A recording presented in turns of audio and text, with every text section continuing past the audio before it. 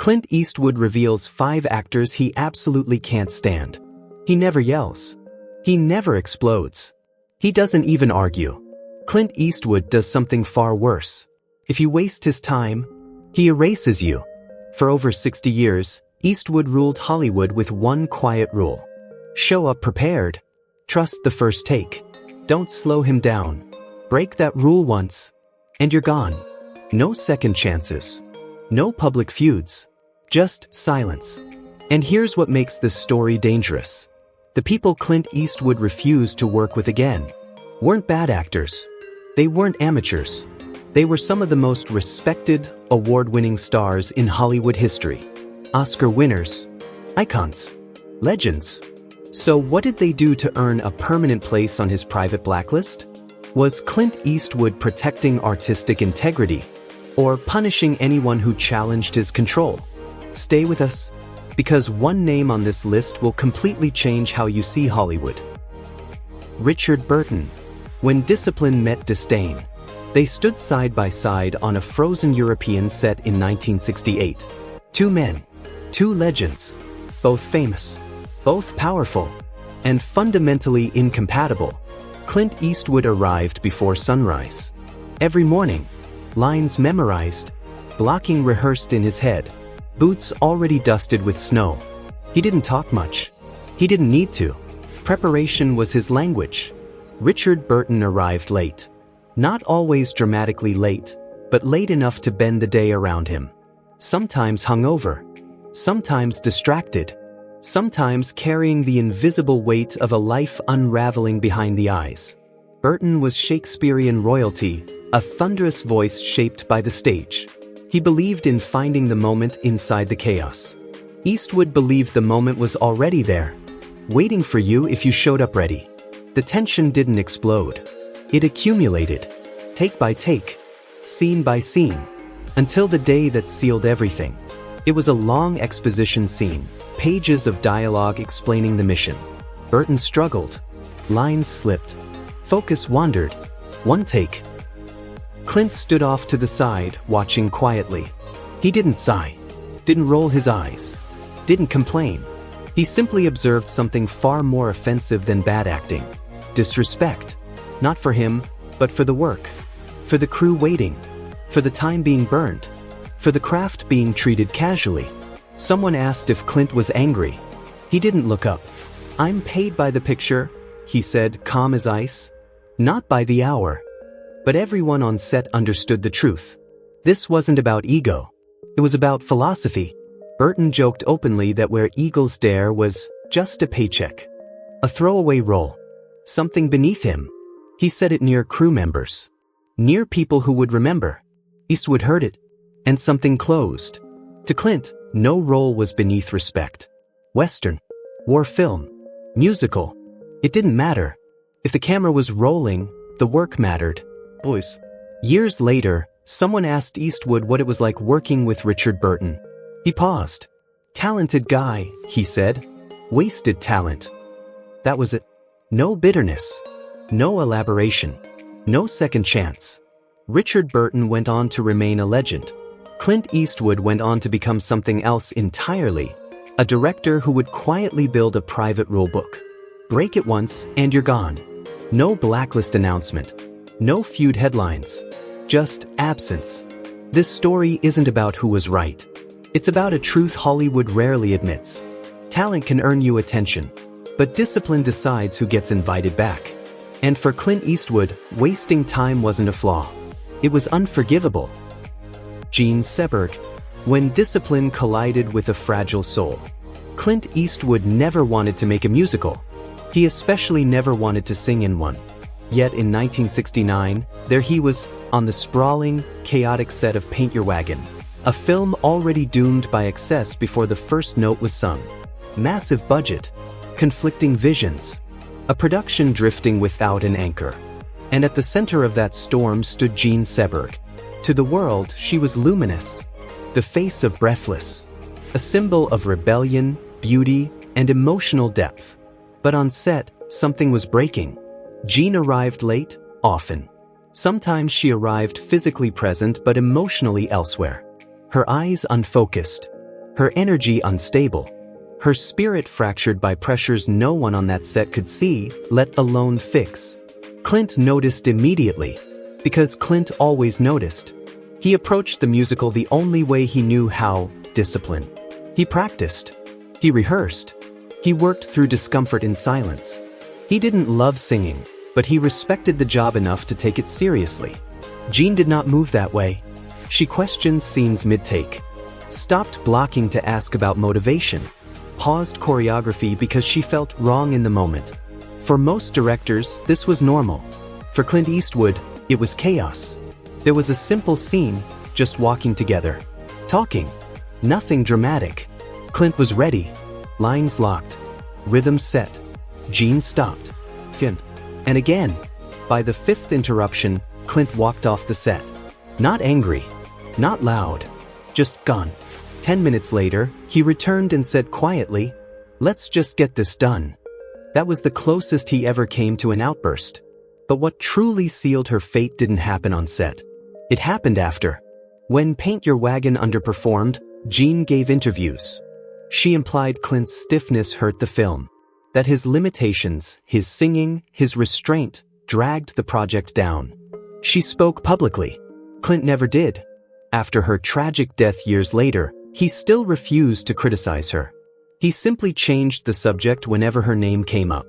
Once, privately, he said something that revealed everything. Some people aren't cut out for the work. It's not their fault. But it's not something I need to deal with twice. This story isn't about cruelty. It's about incompatibility. Jean Seberg needed space to unravel, to feel, to question every moment. Clint Eastwood needed control, clarity, and forward motion. Neither was wrong. But when vulnerability collides with relentless efficiency, someone gets hurt. And Clint chose, quietly, to protect the process, even if it meant walking away from someone who was already falling apart. In his world, empathy never outweighed execution. And once trust broke, there was no return. Tommy Lee Jones. When two alphas refused to blink. On paper, it should have worked. Clint Eastwood. Tommy Lee Jones. Two men cut from the same cloth. Intense, minimal, disciplined. No wasted words. No emotional excess. When In the Line of Fire began production in 1993, Hollywood expected harmony. What they got was tension. Not loud tension. Not dramatic tension. The kind that hums beneath the surface, sharp enough to cut. Tommy Lee Jones came to set already inside his character. His posture rigid. His eyes locked. His voice clipped with controlled aggression. He didn't turn it on and off. He stayed there. Clint noticed immediately. Because Clint always did. To Eastwood, acting ended when the director called cut. Performance was a tool, not a lifestyle. When the camera stopped rolling, you reset. You breathe. You respect the people around you. Tommy didn't. After one confrontation scene, Jones berating Eastwood's Secret Service agent, the director called cut. Tommy kept staring. Unblinking. Still in character. The crew froze. Clint looked at him for a moment. Then he turned away and walked off. Later, under his breath, to his assistant he said, "Life's too short for that bullshit." That should have been the end of it. It wasn't. The real fracture came in the rhythm of the work. Tommy pushed. He challenged. He wanted more takes. More intensity. More control over how scenes landed. He wasn't trying to be difficult. He was trying to dominate the moment. Clint believed dominance ruined truth. When disagreements surfaced, Clint deferred to the director. Tommy kept pushing. Again and again. Different philosophies. Same space. No room to bend. The film succeeded. Critics praised it. Audiences loved it. But something invisible had been decided. After the wrap, casting directors brought Tommy Lee Jones' name up again, for projects that seemed perfect. Clint shook his head. Let's look at other options. Years later, when asked if he'd work with Jones again, Clint chose his words carefully. Tommy's got his way of working. I've got mine. Sometimes different approaches should stay different. This wasn't about ego. It was about boundaries. Two powerful actors. Two uncompromising methods. Neither wrong, but only one controlled the environment. Clint Eastwood didn't need actors to prove intensity. He needed them to trust the frame. And when someone brought conflict past the lens, into the space between takes, Clint made his choice. No argument, no confrontation, just distance. Because in Clint Eastwood's world, the camera captures truth, but everything else should stay clean. Leonardo DiCaprio. When instinct faced obsession, Leonardo DiCaprio arrived prepared. Too prepared, not in the lazy sense, not in the careless sense, but in a way that filled the room. Notebooks. Historical context. Psychological breakdowns. Questions layered on questions. He didn't just want to play J. Edgar Hoover. He wanted to understand him completely. Clint Eastwood watched quietly, because Clint always watched. Eastwood's directing style was legendary for its silence. Minimal instructions. Few takes. Trust the first instinct. Capture the moment before it thinks too much about itself. Leo worked the opposite way. He asked about motivation, subtext, emotional intention. He wanted options, different shades, different paths, different emotional temperatures. To him, the first take was a starting point. To Clint, it was the truth. The tension didn't explode. It drained. Scene after scene. There was a breakdown moment, a crucial emotional collapse. The kind of scene actors wait their whole careers for. Leo nailed it. First take.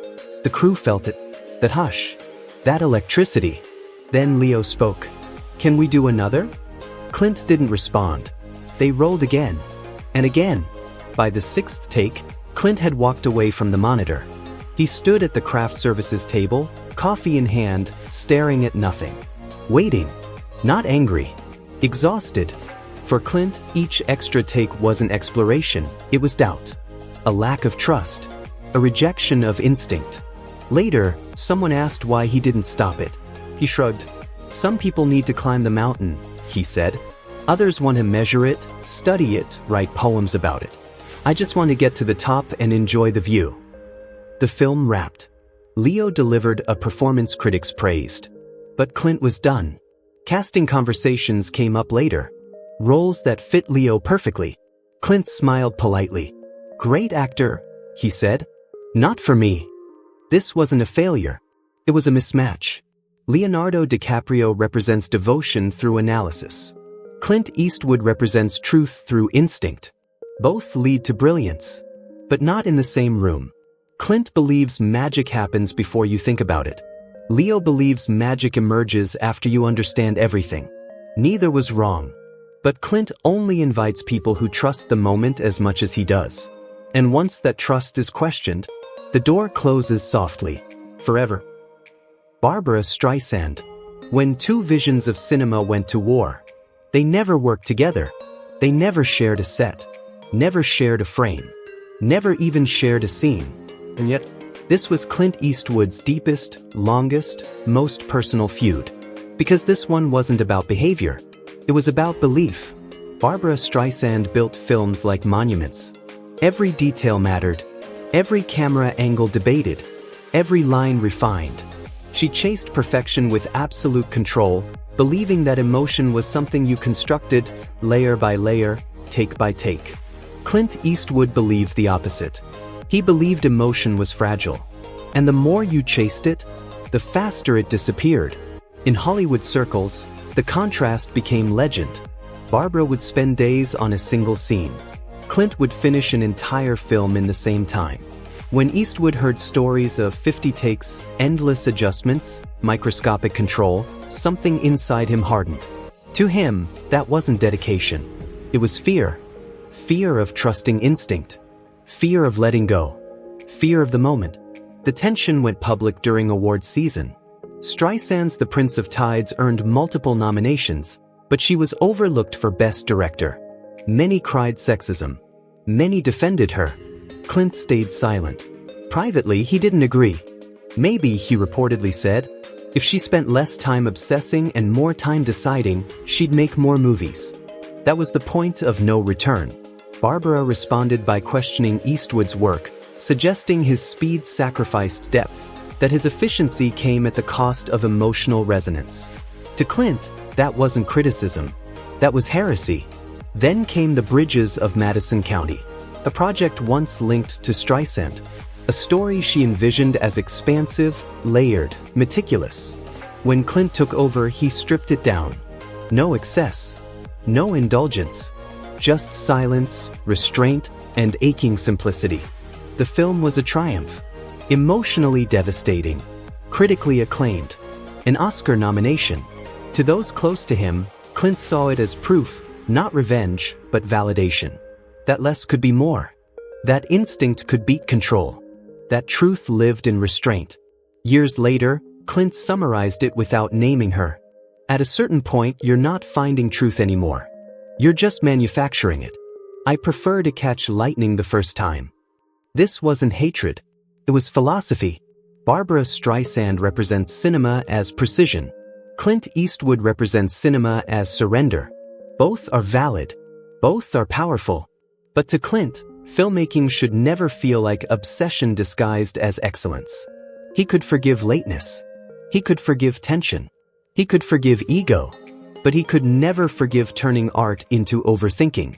Because for Clint Eastwood, the moment you stop trusting instinct, you stop making movies worth remembering. Eastwood's list isn't about enemies.